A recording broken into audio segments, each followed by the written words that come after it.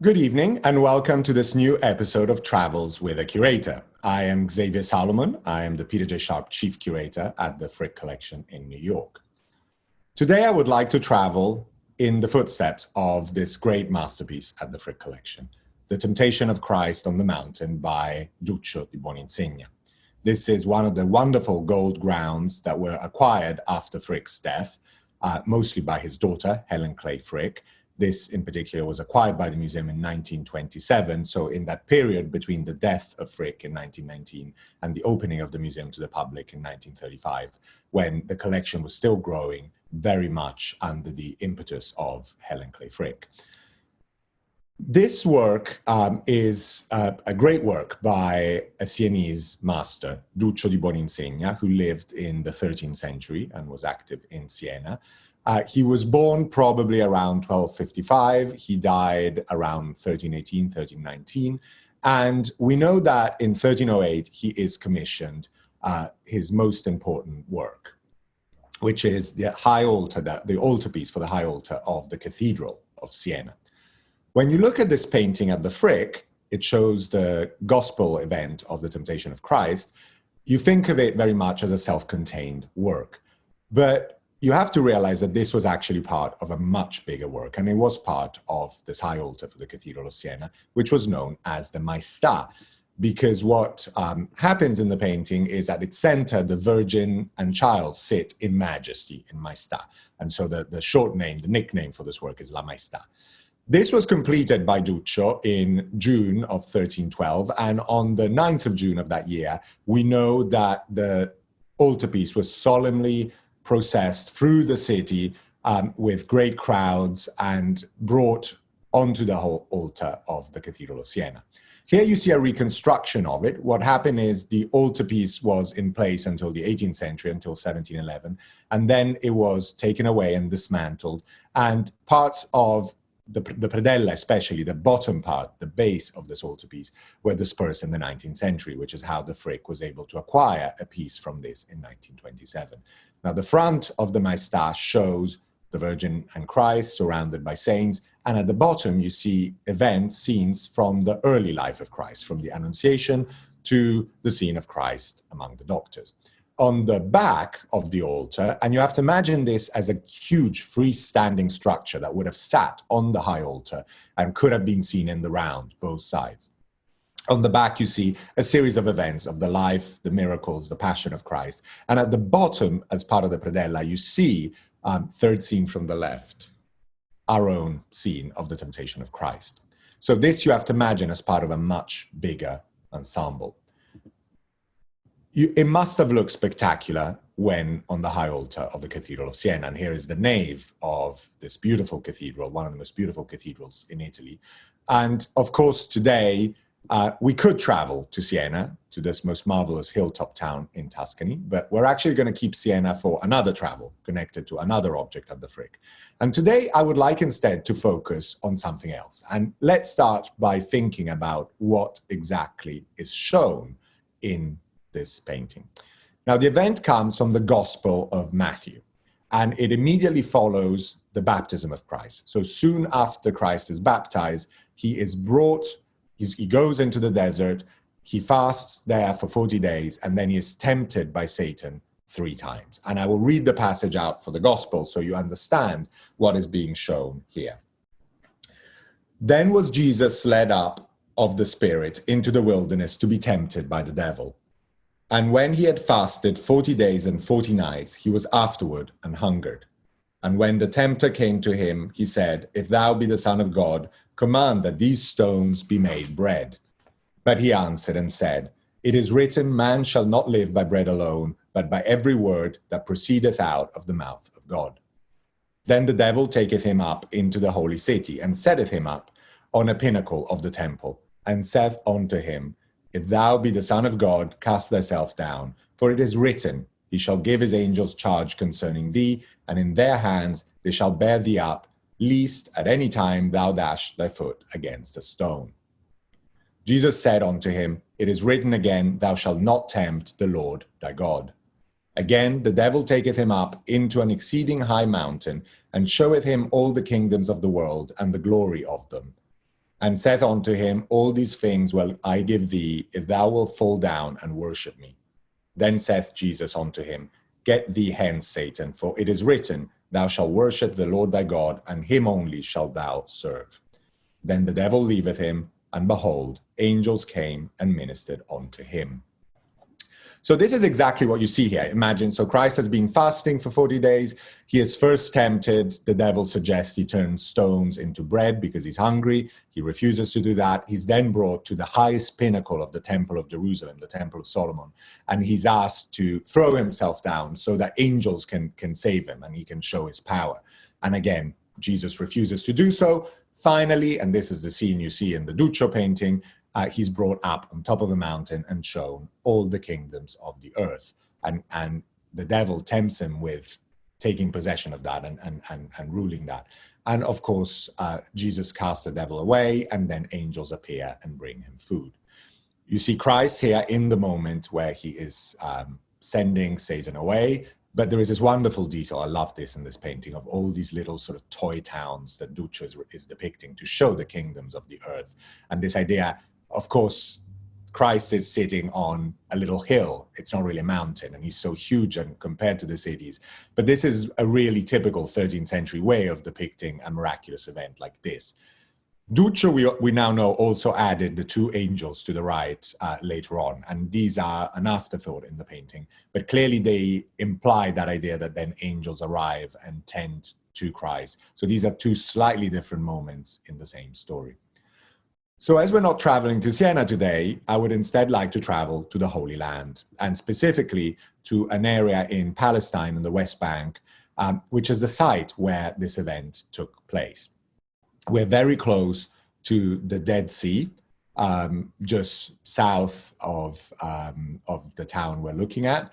And we are just to the west of the River Jordan. And this is the site on the River Jordan where Christ was supposedly baptized. This is believed to be the actual site from the Gospels. And it is a part of the river where people still can go and dip into the river, following in the footsteps of Christ and being baptized, so to speak, in the Jordan.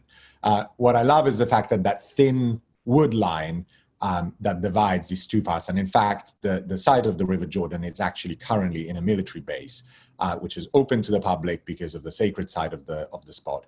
But that wooden line you see in the middle of the river is actually the border between Palestine and Jordan. So the other side of that is a different country. Now, after the baptism of Christ, the site in the desert where he goes is near Jericho. And Jericho is a very important city because Jericho is now believed to be the oldest continuous settlement in the world. The earliest traces of habitations in Jericho date from 9,000 before Christ, and the city was inhabited continuously since then. This is in the Judean Desert, and it is connected to a series of other events from the Gospel. So another great site in Jericho is this wonderful sycamore tree, which is connected to the story of Zacchaeus, the tax collector, and another event from the life of Jesus, which is instead told in the Gospel of Luke. And again, I'll read briefly the story of Zacchaeus. And Jesus entered and passed through Jericho, and behold, there was a man named Zacchaeus, which was the chief among the publicans. The publicans were the tax collectors.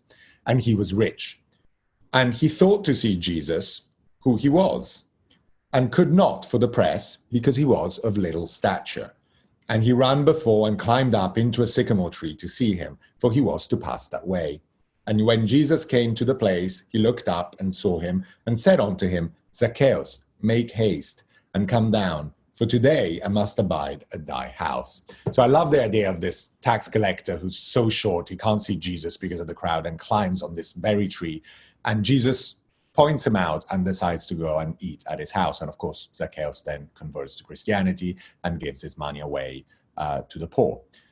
Now, Jericho is clearly not just connected to Christian sites, but also has great Islamic monuments. And one of the great Islamic monuments of the area is this, which is known as the Khirbet el-Mafjar, also known as Hissam's Palace. This was a palace, a construction and habitation, very grand building for a caliph of the Umayyad period. And it is one of the great Islamic sites of the Middle East. You have ruins of the building, which show you and give you an idea about how grandiose this site must have been in the 8th century when it was built. These are some of the decorations, the stone decorations of the palace. But the palace is mostly famous for its mosaics, beautiful geometric mosaics in some of the rooms and the spaces, the most famous of which is the grand mosaic in the baths of the house. And this shows this tree again, not quite a sycamore tree, but another beautiful tree in Jericho with these gazelles and the detail of the lion eating the gazelle in the corner. I mean, this is an extraordinary work of art. I think it's just so beautiful, elegant, and moving. But what I would like to talk about today is actually the site of the temptation of Christ. This is known as the Mount of Temptation, and it's just northwest of the center of Jericho. It is up on this mountain, and it was known also, and you see this, an old postcard, as the Mount of Quarantania, the Jabal al-Quarantal, and the monastery is known as the Ir al-Quarantal. And this is what is interesting to me now, is where does the word quarantine come from? We all talk about the fact that we live in a time of quarantine. Quarantine is associated with illness, with the plague, goes all the way back to the Middle Ages. The idea of spending 40 days, for us, fortunately, it's 2 weeks, to prevent the spread of an illness. But in fact, quarantine comes from the idea of the 40 days in the desert that Christ spent fasting. Remember, the beginning of the story is Christ goes into the desert and fasts 40 days and 40 nights. So this is the Mount of Quarantine. And that's how it was known for a long time, Mount of Quarantine or the Mount of Temptation. And halfway up this mountain, there is a monastery. And the monastery was created in the 4th century, probably. Those were the earliest structures, around the site, the cave in which Christ was supposed to have fasted, and next to the site where Satan showed Christ the kingdoms of the world. The way to get there today is through cable car. You see the town of Jericho below, and this gives you a sense of how high up the monastery is. This is halfway through it. You can still walk up. It's a very steep walk from the bottom. But in the 1990s, a cable car, the Jericho cable car, was built, and it's still a very dramatic way to reach the monastery today, and then eventually to sort of come down after you visit. But here we are up in the monastery, and there are some caves on the mountain which were probably inhabited by monks very early on, some of the earliest structures. You can imagine monks and hermits coming up here and fasting and praying on the site where Christ was tempted. But of course, the structure around it was built over the centuries. And what you see today as part of the monastery is very much a 19th century structure, mostly built in the 1890s, mid-1890s, around 1895. This has become an Orthodox Christian monastery since 1875. So it is currently still run by Orthodox monks. And here you see how the structures are built along the rock face of the mountain. And this is just next to the cave where Jesus was fasting. Inside it, it's decorated with Byzantine frescoes, but these, of course, are 19th century frescoes. So these very much relate to the tradition in the Orthodox Church of paintings of this kind. Think that these are being painted in the 1890s. This is when the Impressionists are active in France. So a very different idea. Painters, Impressionists and Post-Impressionists are active while these are being painted in this church. So these witness a very long-standing tradition that is still respected and very much part of the Orthodox Christian culture. Here are some more details of the interior. This is the dome with Christ. And you can see how the rock of the mountain is very much part of the building of the monastery. The whole monastery and church are built attached to the rock face of the mountain. And here is a scene showing you exactly the same scene we see in the Duccio. Here's Christ with the angels behind and casting Satan away while Satan is offering him the kingdoms of the world. Now, I would not argue that this is a great work of art as the Duccio is, but it's interesting that obviously it's a scene that it's represented throughout the Monastery of the Temptation, the Monastery of the Quarantine, understandably so. This is the exact spot, the rock, on which Christ is supposed to have stood looking down to the kingdoms of the earth. And so that spot is preserved as part of the monastery. And every time I look at the Frick painting, the Duccio, I think back to the site which I visited and think about how different it is and how different it must have been in Duccio's imagination. Obviously, Duccio never traveled to the Holy Land, and he's imagining it more like a Tuscan landscape and cityscape. But here is the view. And so I would like to conclude the episode today with this incredible view of the Holy Land from the Mount of Temptation. What you see below are not quite the toy towns of Duccio's imagination, the beautiful little castles and walled cities that Duccio is depicting.